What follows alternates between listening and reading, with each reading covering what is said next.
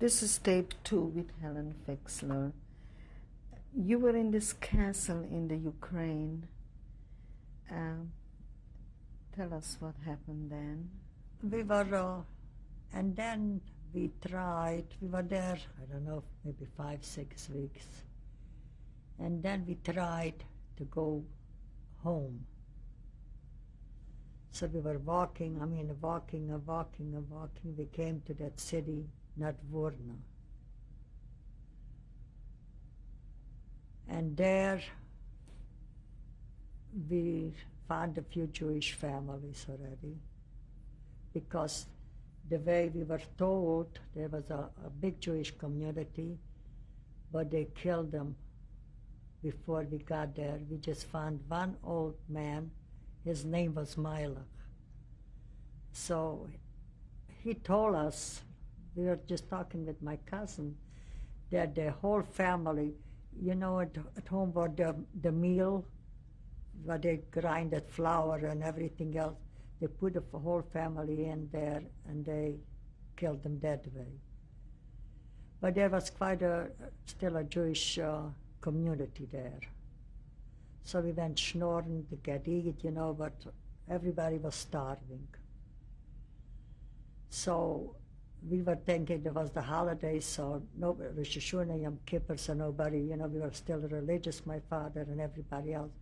We thought after Sukkot we're gonna start going home, because we weren't far anymore from our border to get home. Let's go back footloose for a minute. While you were in this castle, did anybody question why you're living there? Did anybody come around? It was empty. Nobody. It was empty. Everything was empty. Was it near a populated area? No, Were there any neighbors? No, it was no neighbors. Nobody. It was like a big farm, but out. You had to walk to the city, maybe an hour and a half. But nobody, no. How did you feed yourself there?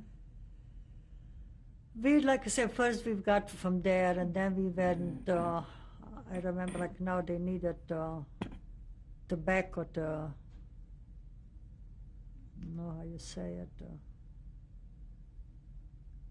Like the farms here, they get farm workers to do their work.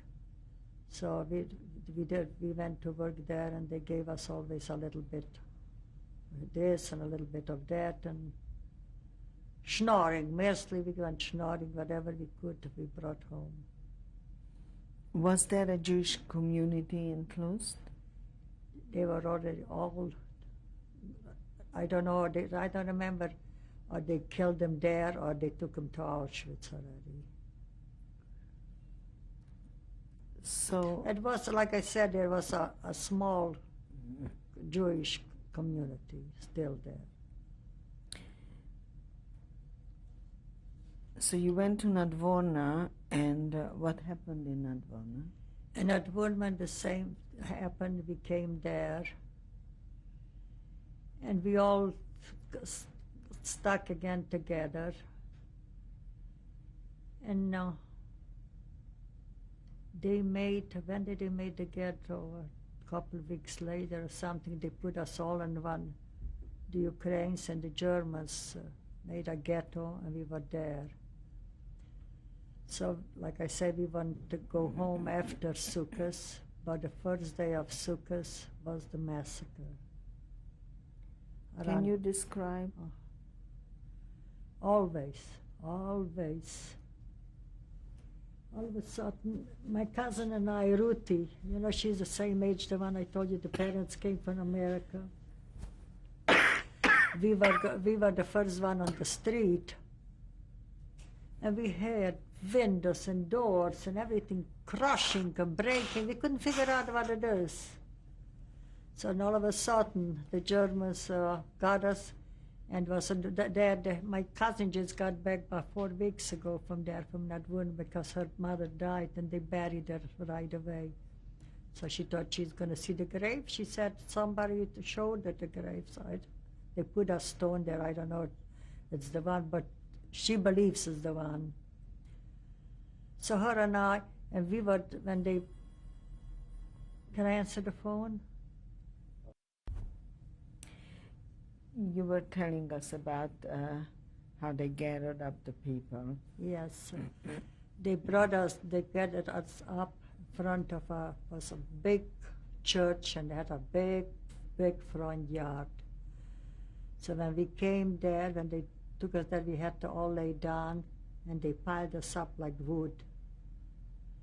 And when they was full, almost full, they brought in trucks, and they took everybody from the front and took them there. They had already the graves ready to put them in.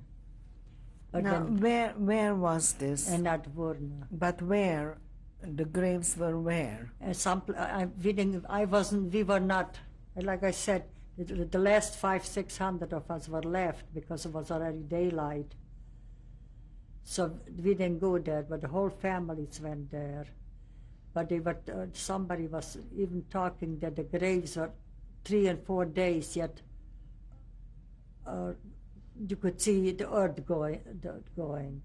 So they had a few of the Goyim told us there, Gentiles, I mean, that they had the machine guns and they put in a few bullets and everything, and they just buried us. They were the trucks, and elderly people who couldn't get up fast enough. They had the dogs and they were beating everybody. It was the screaming and everything. It was unbelievable. But one thing I hear all the time on my days, one woman gave birth, and like they say, and all of a sudden they took the baby and just tear by the legs and tore it apart. I didn't see, but my cousin and all of them said, they all were talking about it. It was unbelievable. Where were you when all this was happening? I was there in front of the church. We were the first one that had got left over because they were taken from here. It was already daylight or they didn't have enough room. We never know. We always talking with my 2 cousins in Cleveland. The one with the parents came from America. They live in Cleveland. One is my age. We are very, very close, just like sisters. So all your family was spared? Not my sister. My married sister wasn't there because she was married. She was living someplace else. And her father-in-law was a Hungarian war veteran, and he was an only child. So they didn't take him to Poland, they just took him to Auschwitz. And meanwhile, she had a little girl. Well, we're jumping ahead. Okay. We're still in Advona. Right. How many people of your family were with you? The whole family, all 11 of us. And did you know any of the people that were taken into the graves? Just my uncles and my cousins, my father's family. They were taken? Yeah, all 5 brothers. Nobody from my mother's family was taken. I think maybe the name, the Godinger, my great-grandfather was German or something, maybe that's why. From my mother's side, nobody was taken to Poland, just to Auschwitz. So after the massacre was over, yes. What happened to your family? I never know. Never know till this day. I never came back, so we assume... No, to your immediate family, what happened? That's what I'm trying to say. They were there with us, by the church, and after that day, after the first day of Sukkot, I never saw them again. So I assume they killed them there too. That's the only explanation I have. And where were you? like I was there, but my cousin and I were on the street, and they were all in the shul and at home. So we were the first one, and they must have been someplace in the middle or in the beginning. So they took them first. And I never saw them after that day. So that's the only explanation. They got killed there. In fact, my cousin was just there. She told me there is a big, big memorial in front of the church now, on the day of massacre. So you and your cousin, what happened to you?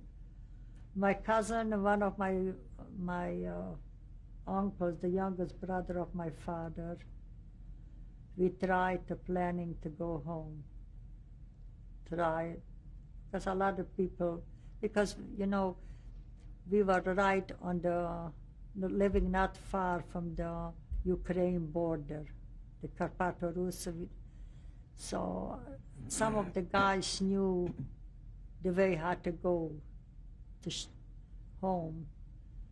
But the first time we had a guy take us, we gave him whatever we have left over. We were going 3 and 4 days in February, naked and barefoot and everything. And after 4 days, we came back where we started from. And he took everything away from us. So then a couple of weeks later, we went by ourselves. And somehow we made it.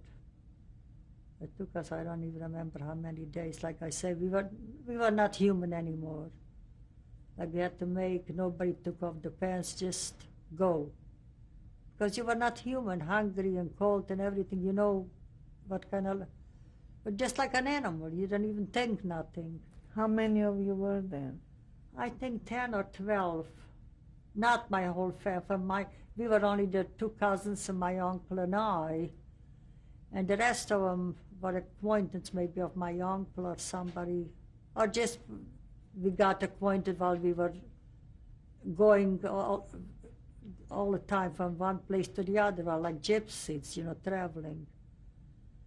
So we came, and like I said, they still wanted to go with the hills, and they shouldn't come straight down with the street. But I was already so weak, I said, it doesn't matter. I'd be better off if they shoot me.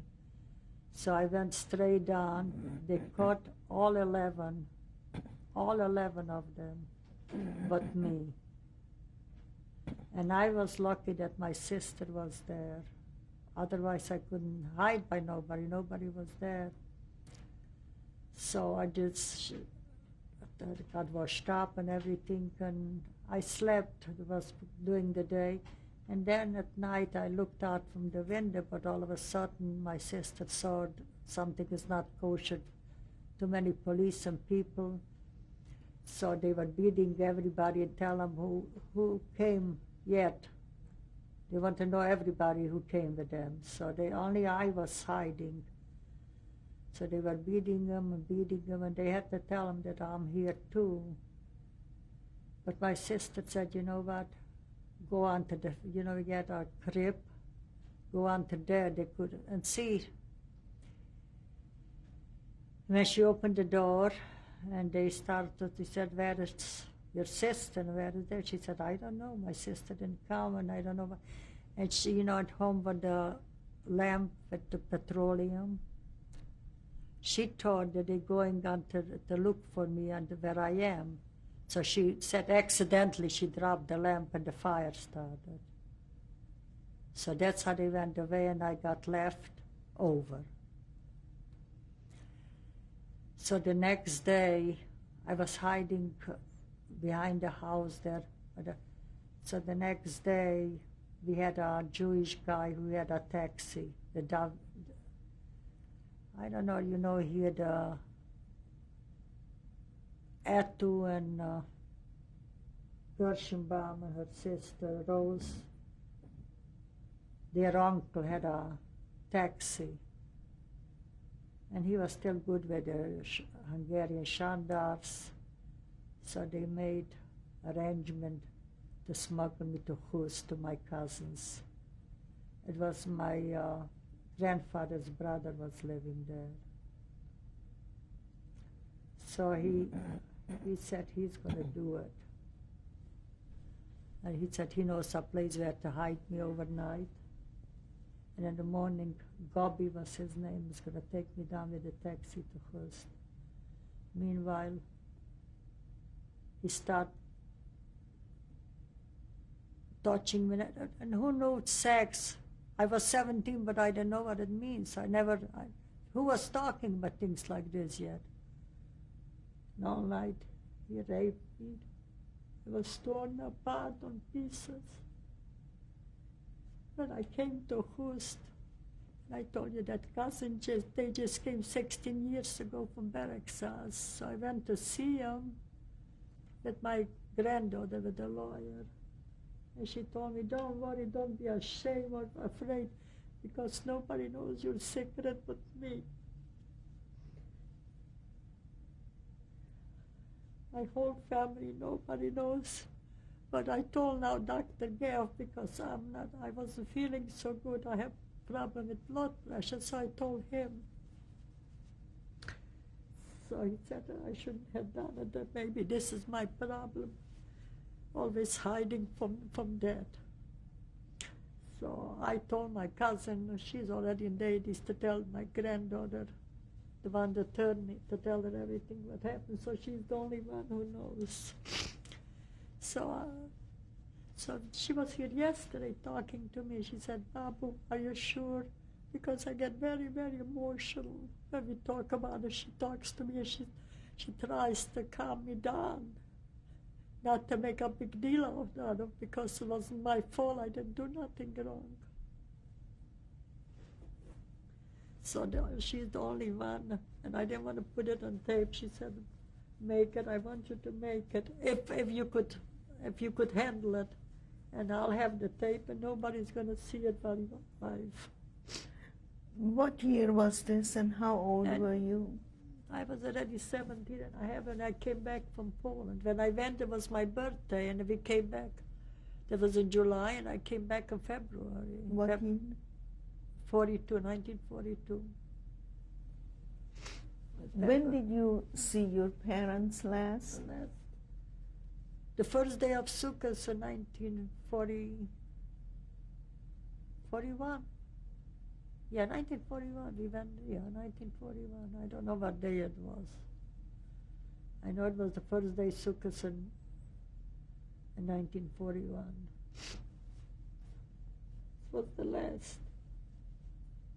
My mother was only 41 and my father 43. So after this incident, I went to Hurst, and I was there very sick. She took me there with Dr. Solomon, a Jewish doctor, and she was my mother's second cousin, Lazarovich. So he took Dr. Solomon, and he took care of me. I don't know what he did. I really don't know what he did. And after that, my grandfather had a brother, a Fixler. So they took me there, and I was wandering around till sometime in 43. And 43, I don't know how they caught me. I don't remember how they caught me, and they put me in Budapest. Yeah, I was in Budapest. My grandfather's other brother was living in Budapest, and they caught me, and they took me to the Tolan's house. I was there. I don't know how long I was there. I don't even remember. Then they told me I could go, but I have to go home to Sinover, and I have to go to the police every week to register.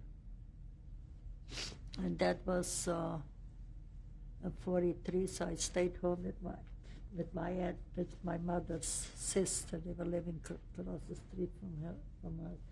My aunt was about 16 years older than my mother. My mother was the youngest, but after many, many years.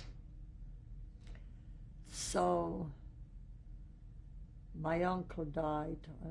He had heart problem. So I was there, and they had a soda jar. They were making like sodas and everything.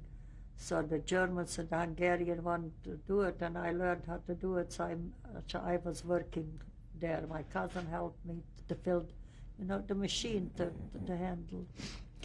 And then it was 1944.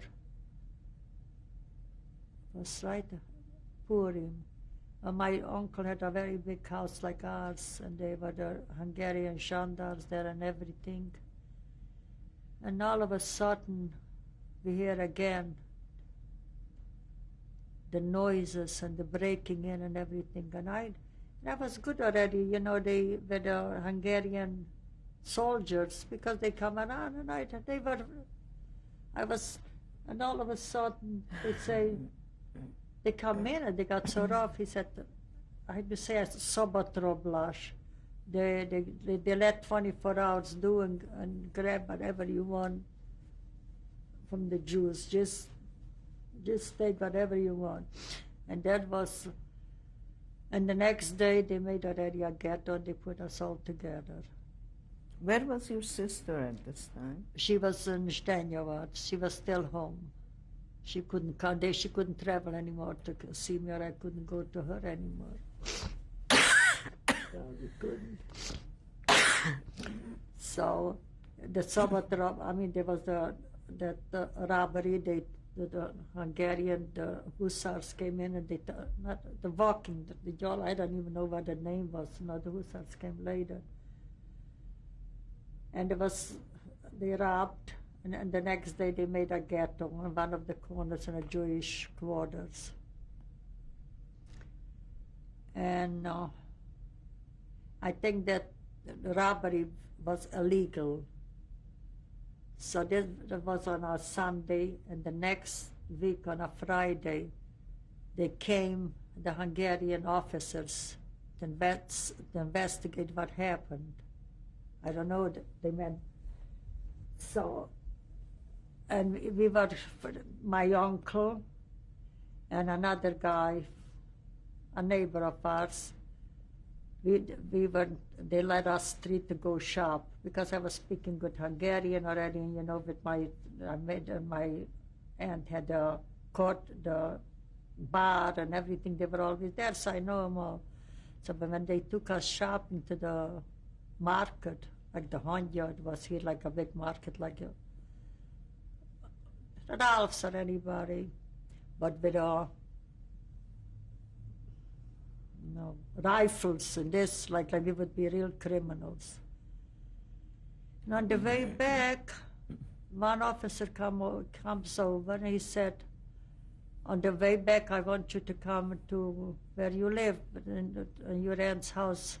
There is somebody who wants to talk to you. And when they robbed us, they told us, if anybody is asking, you don't know from nothing. So they took me in, and the first one, they took me in to question. And they asking me what happened. I said, nothing happened, just they took us, like we were told to do. And my uncle and my neighbor said, tell them everything. It was on a Friday. So I told them exactly what happened, how they came and everything. Just what did I know? They tell me they're smarter than I am, right? So they questioned me and I told them everything. And then around 8 o'clock that Friday night, they came for me and they took me in another place to question me.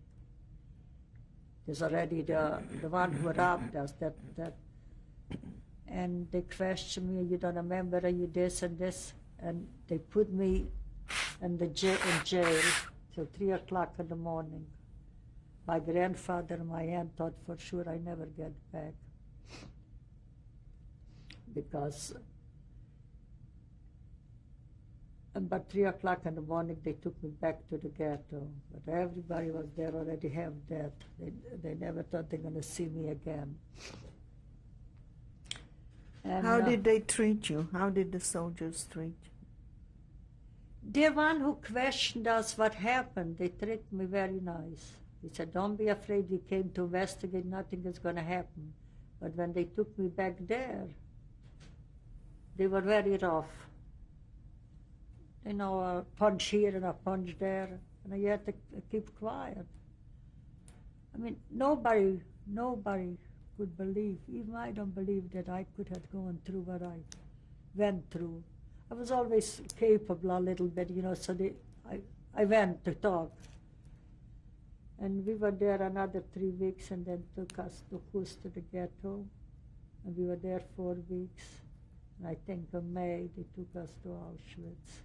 Tell us what was the condition in the ghetto in Hust?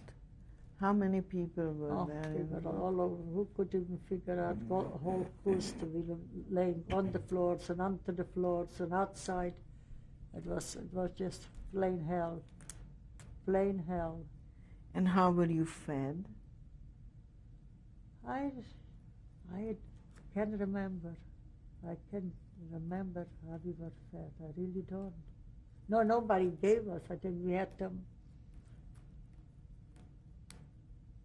I think the Jewish community there, a few were still home. I think they did something. I couldn't tell you because I just can't remember. Did you at that point know exactly what happened to your family? The rest Oh of yeah, your oh yeah. family? I mean, I knew right away when they didn't come back in 2-3 days. We knew right away what happened. Matter of fact, it's such a coincidence. I had here a tenor, Rothstein, and they made a bar mitzvah, and they invited us because we were become very good friends. And what a small world it is. Next to me, a couple also, you know, when you sit down with, where you coming, so that guy said, from Ukraine. I say, where? He said, from Nadvorna. And I asked him right away. He said, yes, but not here. We're not talking about that here anymore. You That's asked them what? Or he was there when that massacre was. He said, we're not talking about that now. He said he knows everything, but it's a bar mitzvah. You want to talk about anything. And I said, what a small world it is, that they had to sit me next to him. So my whole bar mitzvah was already, you know. I hope I didn't ruin his, but I didn't make it happy either.